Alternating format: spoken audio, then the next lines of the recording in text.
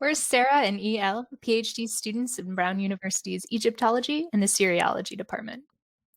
While there is certainly a lot of interesting academic work happening in Near Eastern studies, the Academy is not the only place to get caught up on the coolest news items. One resource that many Assyriologists subscribe to is the Agaday listserv, compiled by Jack Sasson, the Mary Jane Worthen Professor of Judaic and Biblical Studies at Vanderbilt University. We have scoured the internet for the most exciting news stories and public scholarship related to the ancient Near East, subscribing to our favorite blogs and following the most fascinating research we can find on Twitter. Scholarship can come to us any way, anywhere, and anyhow. Throughout the month, Sara and I will curate a selection of items for interested non-specialists, then we'll share them with you in videos like this so that you can be part of the conversation. Of course, we have to start this month's recap with the news of the Pope visiting Iraq in a historic and meaningful trip for all involved. At the beginning of March, the Pope landed in Baghdad for what was to be a 3-day tour of the country. Shirin Jafari of The World gives an audio recap of the visit over on the public radio program's website. For more coverage, you can also check out this video from Al Jazeera Radio. In the middle of March, the Kimball Art Museum closed the doors of its recent exhibition titled Queen Nefertari's Egypt. The installation featured stunning works on loan from the Museo Egizio in Turin. Don't worry, we're not telling you about this to give you a massive case of FOMO. A virtual tour of the exhibit is now available online. Check out the Kimball website for both 3D and 2D views. If Moody is on a podcast or otherwise being interviewed, you have to know by now that we're going to talk about it here. And what do you know? There she is.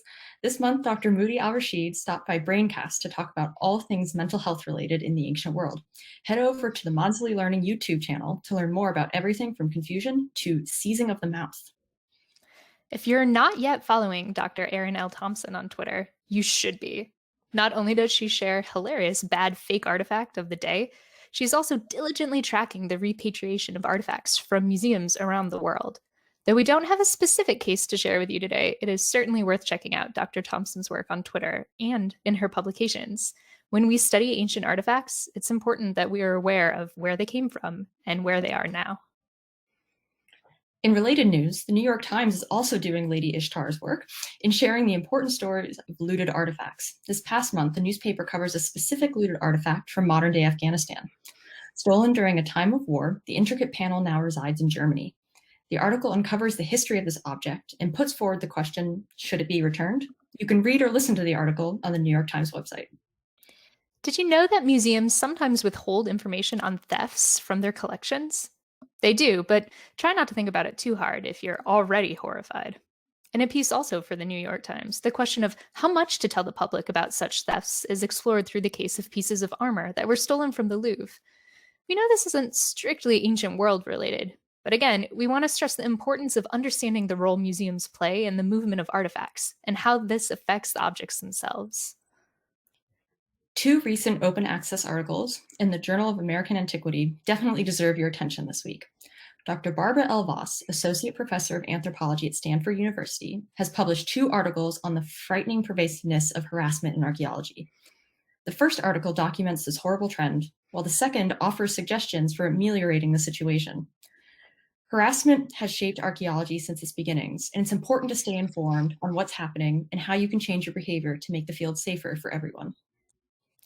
Excavations at the ceremonial capital of the ancient Achaemenid power Persepolis have resumed and are expected to shed new light on the city.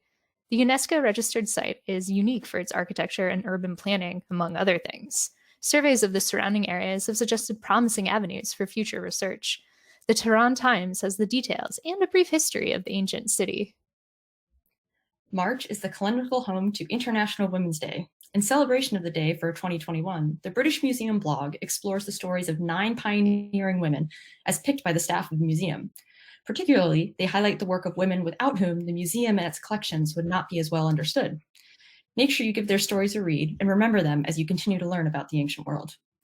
Speaking of pioneering women, Dr. Rita Lucarelli, Egyptologist and forward-thinking digital humanist at UC Berkeley, is bringing an Egyptian burial chamber to life more fully than ever before. Dubbed Return to the Tomb, this 3D modeling project gives users a look into a burial chamber without the possibility of accidentally raising a mummy from the dead. The VR experience is set to preview later this year at the Hearst Museum of Anthropology. You too can get a chance to feel like Indiana Jones, except morally better because you can't steal any artifacts. New podcast alert. If you're like me, podcasts have become your second best friend this pandemic. Graduate students at Columbia have released the Ishtar Diaries, a podcast that revolves around the goddess Ishtar and use narrative and biography to challenge patriarchal interpretations around her heritage. The jury is still out on whether the students producing this work will be my first best friends. It's coming up on prom season, so you know what that means. Makeovers! First up are 3 sites from the ancient city of Alexandria, as recently announced by the Egyptian Irrigation Ministry. The areas, the seawall, lighthouse, and ancient bridge, are considered some of the most important archaeological sites in Alexandria and represent a great deal of historical and heritage value. No word yet on whether Alexandria has accepted Herculaneum's invitation to attend the dance together. That's it for March's selection. Thanks again to Dr. Sasson for his work on creating this list, to the community for creating awesome things, and for you and your interest. We'll see you next month with April's most interesting items.